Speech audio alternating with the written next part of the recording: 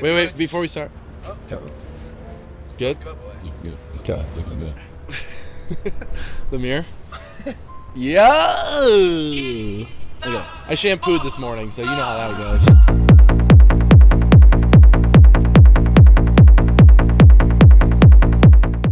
My name's Danny, artist project Gusted, from the Chicago suburbs, where the strip malls are far and wide, and the parking lots are great.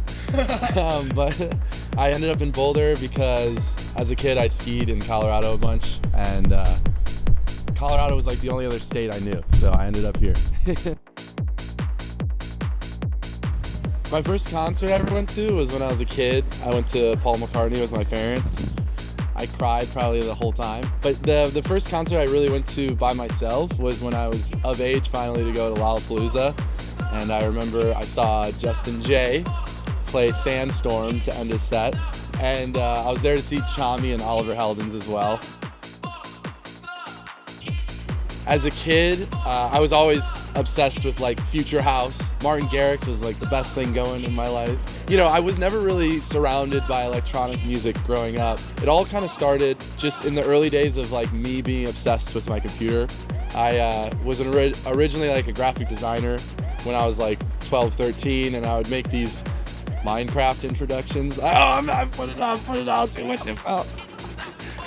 I'm nerding out, yo, get this guy out of here. Just because of that, like being obsessed with YouTube and self-learning and teaching myself programs and stuff through YouTube, I started to learn FL Studio, which, you know, everybody was obsessed with at the time when it was easy to crack FL Studio. You know, when I was 14, I made my first song. I remember the first song, it's so bad.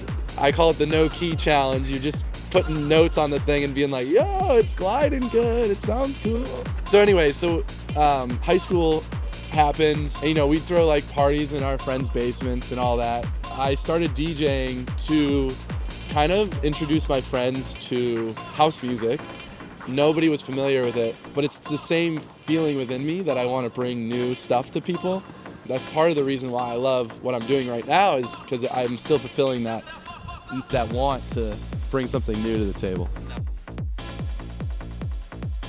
Favorite rider items. New game for y'all. If y'all want Oreos on your rider, get the golden ones, because the chocolate ones stay in your teeth.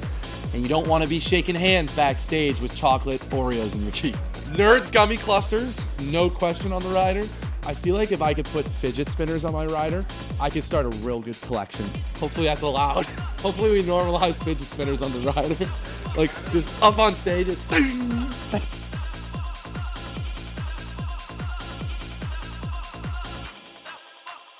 Yeah, jet plane was the biggest inspiration behind jet plane was South Star at the time. 2 years ago when South Star was popping off, I was just so inspired by like the faster BPM and the emotion he had in his music. So he's kind of what started it all for me, I would say South Star. And so jet plane was made sampling a song that I saw on TikTok that was Post Malone talking about sampling Big Jet Plane by Angus and Julia Stone. Like I had heard the song before, but not necessarily something I bump every day, you know? And I feel like the reason Jet Plane was so fascinating, it was recontextualizing sort of an emotional song into this party atmosphere. I think that kind of dichotomy is where the sauce lies, you know? It was the second song I ever released. Released it on SoundCloud and promoted it on TikTok, and I got signed by a major label. A lot of pressure comes with that. I remember negotiating my contract by myself, no management, no lawyer, nothing. I had no idea what I was doing. Raw dog in the major label scene, bro, is like not okay. I would say the biggest point of all this is it didn't enable me to necessarily have success with Gusted in the sense that I wanted to tour, I wanted to be respected, because it didn't really do that. It was more of like a TikTok song. But what it did enable me to do was to justify doing this from then forward. That was a huge decision in my life because I wasn't planning on ever doing this full time. It was a big decision of, hey mom, dad, this is working for me. Is this okay if I keep doing this? Yeah. Oh, hey Danny, is it okay if I keep doing this? Sure, let's try and figure this out. Sometimes if I'm nervous before a show, I'm not a boxer, but I'll shadow box. I'll just pretend, just ooh, and make noises. I think making noise and letting people know you're here, just like being embarrassing already, is how you break through nervousness. Before I closed for deadmau5 at Brooklyn Mirage, I remember I was scrolling the weather app, just making it happen, you know? Just jumping around. It's great too, if you're nervous. Can you ask me, well, I'll ask myself, hey Danny, what's your first trance song you ever heard? And I would say, sorry, this is hard house technically. What's the first song you ever heard in your genre? First song I ever heard in my genre was The Launch by DJ Gene. It's not exactly what I make, but I could fit that to any of my sets, and it's just an iconic track. I love that one. So the Brooklyn Mirage was such a good opportunity I got given. I got to close for deadmau5. When I was a kid, I actually built a deadmau5 helmet, probably when I was about 15, and dressed up as him for Halloween. So it was crazy to be hiding on stage behind him as he's finishing with strobe or whatever it was at the time. He's finishing his track and I'm sitting there with my USB shaking, like looking up at him. That was just such an insane show.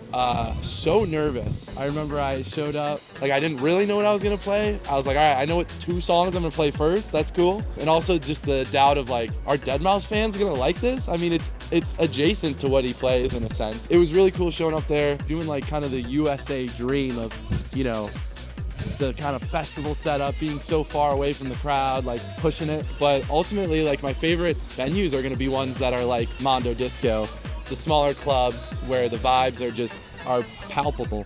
Palpable, is that a word? I don't even know. Flake, fact check. It's just such a good example of like one of my favorite European clubs, because one of the things it has there is there's like no place to sit. And whoever's showing up there, I would say 50% of the people every night don't even know who's playing. And I feel like that is just the key of like a good scene.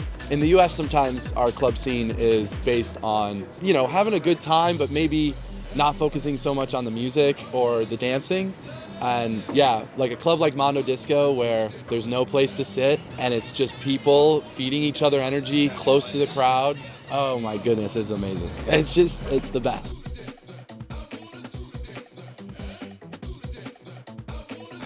Well, I'll tell you the first support I got that changed everything for me. So Jet Plane got supported by Diplo. Cool, right? Whatever. One of the biggest and Well, no. DJs in the world. Well, I'll tell you what mattered to me the most. You know, I was getting all this success, but I wasn't feeling necessarily fulfilled or getting to the goals I wanted, which was to be known by the people I look up to. And the thing that changed it the most to me was when I went to Berlin with one of my close friends and I saw DJ Heartstring in the daytime and Bad Boombox in the nighttime. And I remember DMing Bad Boombox beforehand saying, yo, I have this track that you may like.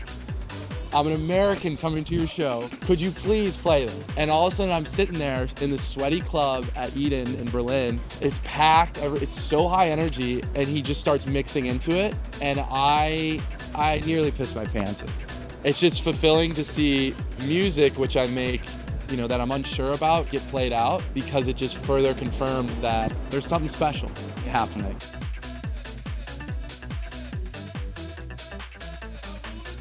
Well, just kind of on that last point, there definitely is like a stigma of being an American going abroad, trying to play shows out there. A lot of the shows out there are booked purely on respect and associations instead of followers or streams. And that allows the scene to be so developed in a sense and local. I would say like the reason I gravitate to the artists I do is not necessarily even the music they make. It's really the feelings they have around making their music and playing it. So like a lot of the artists that I gravitate towards are going to be the ones that have a side of humor to their project, or just are being authentic and bringing such like a fulfilling energy to these parties. And that's what this music stands for to me, is this counterculture in a sense to what I'm used to in the United States, which is kind of the cool bro energy. Let's go crazy at this club with all these fun people and let's feel together as one and just dance. And I think that is purely where it's at. I don't know if I can show this on camera, but one thing I don't intentionally do is I accidentally hump the decks a lot, and I feel bad. Sometimes I look at the videos and I don't know if you call it twerking or humping the decks, but something something weird's happening. Otherwise, favorite dance move on a drop is just the classic boom, or the classic punch, or the classic punch that way, or like a little jump. The gallop, the hard groove gallop. The hard groove gallop. One day I'll be as good as Bad Boombox as my moves on stage. I'm training, I'm in training. Going to Europe and experiencing this music makes you understand the music. For example, I studied abroad with a bunch of my close friends and brought them to Mondodisko. I saw them develop into huge fans of this music. And now, you know, my friend can't take a shower without listening to Upper 90. So it is in a test subject group almost. It is happening and it's gonna work. What I hope, though, for the scene going forward, especially as it comes and bleeds into America, is that it maintains how special and how dance-focused it is. The American industry can dilute things with the focus on money. You know, most of our clubs here are bottle service clubs, which is cool. Don't get me wrong. I would love a sparkler on a champagne bottle right now. That'd be great. I would love a sign right now. Bottle service. But I hope the scene here just maintains the focus on dancing and also how unserious it is. Everybody felt so comfortable dancing around each other. Sometimes that's not the same here. Keeping centered on the dance floor and being present, I think, is key for this music, especially with how high energy it is.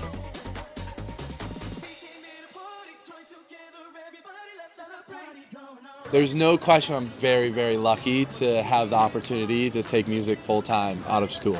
I don't know what it's gonna be like. There's so much uncertainty for me. But yeah, I mean, to all the people out there wanting to do music full-time, I guess my recommendation, and this might be hard coming from me, but my recommendation is to not chase the success, let the success chase you. To bring something that's authentically you to the table will 100% bring value. Gaining the confidence to put yourself out there is half the battle. So as soon as you become authentically yourself and push something that you really want to push, you're gonna have a lot more enjoyment doing it and wake up every day wanting to do more of it, and that's where you're gonna find success. It's not through all these made up goals that the industry puts on you. Fuck it, should we just drink here till it gets dark out? I wouldn't actually be doing this today if it wasn't for Justin digging me out of the pressure hole I was in. He fully helped me visualize what it is like to monetize your creative process and to not put so much pressure on it.